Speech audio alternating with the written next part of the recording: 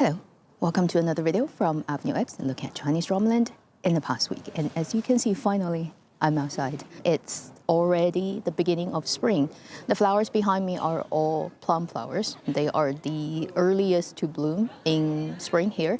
Soon other flowers will follow. During this week, we've had some epic events happening in Chinese entertainment, but then let's first get rid of all the normal stuff. Already you can see traditional buildings and kind of top of the mountain view.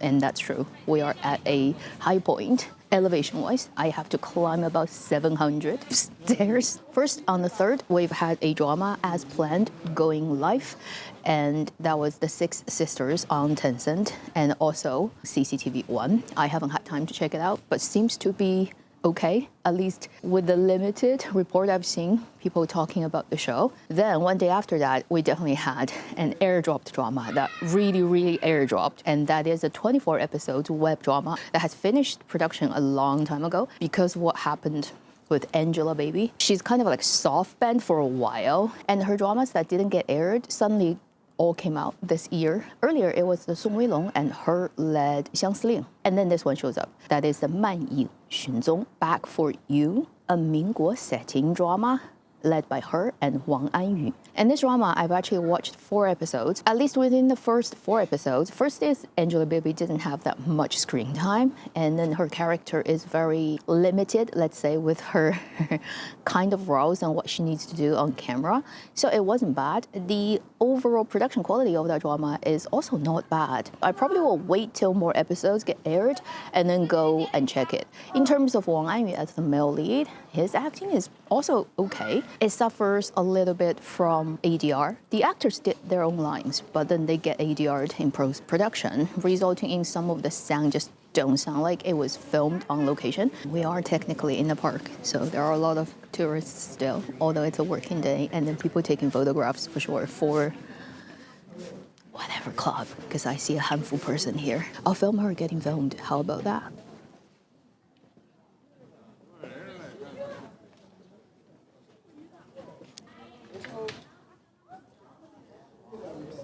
So that is the airdropped drama that I do intend to finish watching when I get around to do it. Today, I'm filming on the 7th, which is Friday, and 2 dramas have just gone live at the same time, noon, 12 o'clock. I don't understand why they picked that time. The Youku one is Zhang Xing from Liu Shishi and Dou Xiao. Period drama, 30 episodes. At least based on the trailer, I haven't had time to watch the drama because I left home around noon. She speaks with her own voice. Curious to see how that works out. It does look like a pretty expensive production, everything considered. Obviously, it's up to the actual story quality to see if it works. The other one happening at the same time is from iQIYI, and it's the 40 episodes fantasy idol period drama 仙台有树 Love of the Divine Tree, led by Deng Wei and Xiang Hanzhi, fantasy idol period drama, the one that honestly I am least interested in. I'll try my best to take a look at it, but honestly I think it takes a miracle for me to stay on this type of drama, because first, it's 40 freaking episodes, and I just don't think I have the stamina of watching something that I am not interested in for that long. And Deng Wei and Xiang Hanzhi, I doubt it's gonna be epic in terms of chemistry. And as if I'm not busy enough, tomorrow should be the Tencent crime drama, contemporary one led by Wang Ziqi and Sun Yang, Embers, 于禁之上. I think I talked about it before Chinese New Year because it got scheduled really early on. And if nothing wrong happens, it will show up tomorrow. Suddenly I have 3 dramas I need to check out, at least. So basically I was trying to hide this from the camera, but I don't think you can keep doing it. See the big structure behind me? This is the name of this park, Hongensi Gongyuan. So that is Hongensi, Hongen Temple. Technically, it's called Hongenge, just the building itself. So very well known in Chongqing, and it was built, I think the first one was in Ming Dynasty, and then Qing Dynasty had its renovation versions. The current version you see, it's based on historical building, but it's definitely not built then. It has been rebuilt and redesigned. And we're actually by the river. So let me just switch my camera. Precisely where I'm standing, just switch the camera, you'll see it's the river there. Yeah, it's a pretty beautiful, clear but cloudy and occasionally showering day. So those are specific drama news, not a lot, because technically everybody only just went back to work the day before yesterday on Wednesday. But this week it doesn't mean, we don't have anything going on. On the contrary, we've had a lot of things. First, the movie,哪吒, the second animation movie of the哪吒thing that I just made a video talking about. As I'm recording this video today on Friday, believe it or not, there are two major box office monitoring websites and apps in China. Numbers are the most reliable ones. And both of them right now, based on the performance since day one, when it got released in theater, which was January the 29th. So from that day on, they've been getting live numbers, and they have AI to predict how much eventually the box office of movies are going to become. So ever since this movie's release in theater, it's been climbing. I think day one, it was predicting only doing about 4.5 billion RMB, which is already a lot. Its first movie 5 years ago did about 5 billion. And the latest number I've checked on February the 7th, which is only the 10th day when this movie got released in theater, already passing 10 billion. Precisely, it's 10.8. So divide that by 7 would be the US dollar number. If哪吒 2 managed to perform as the AI predicted up to 10.8 billion RMB, it will mean that it will go into the historical chart of highest grossing movies globally, the first 20. I've seen so many interesting things about what people did, how crazy this film has performed, and how it has changed a lot of cinemas. Literally saved them from bankruptcy, like on the brink of bankruptcy. Now they're like set for this year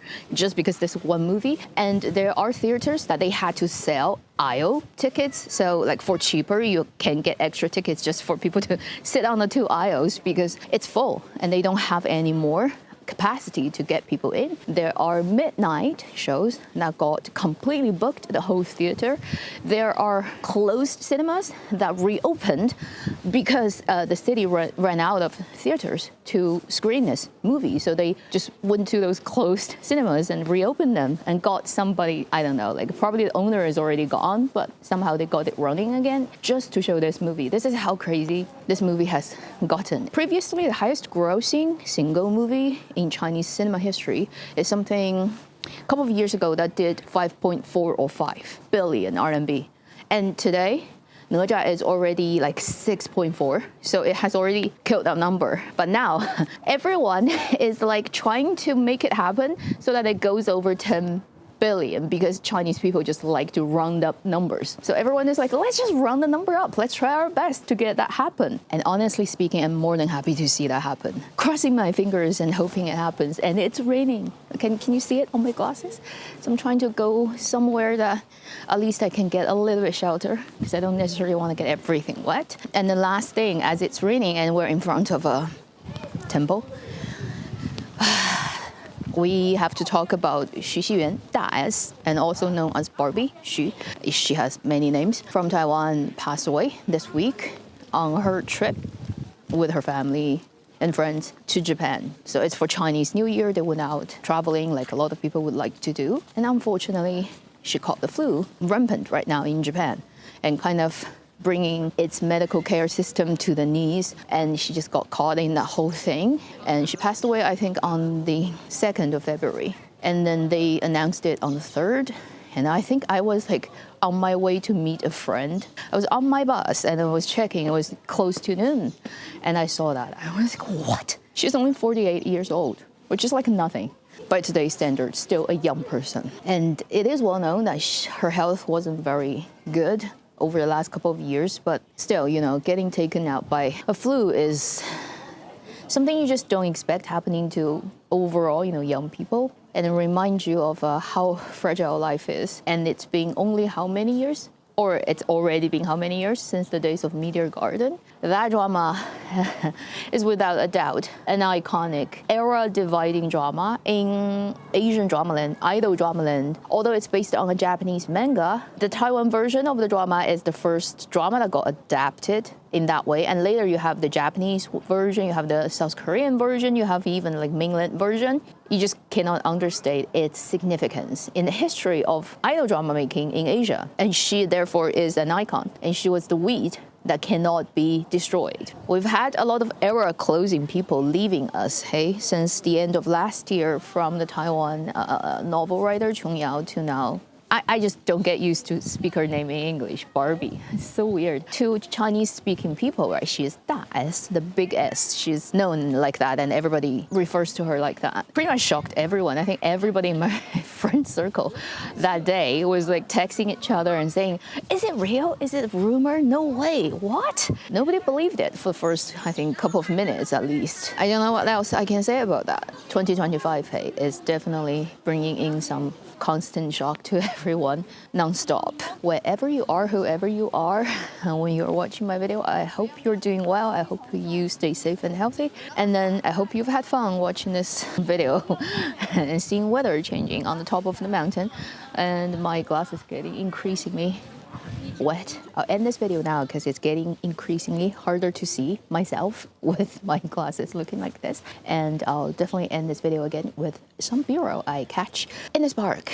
And if you ever want to travel, here I'll write the name down on the screen. And, you know, if you happen to drop by Chongqing, you can come up. Just know that you're going to have to climb about 600 to 700 steps. That should be the end of this video. Thank you for watching. I'll see you in my next video. Meanwhile, live long and happy drama watching.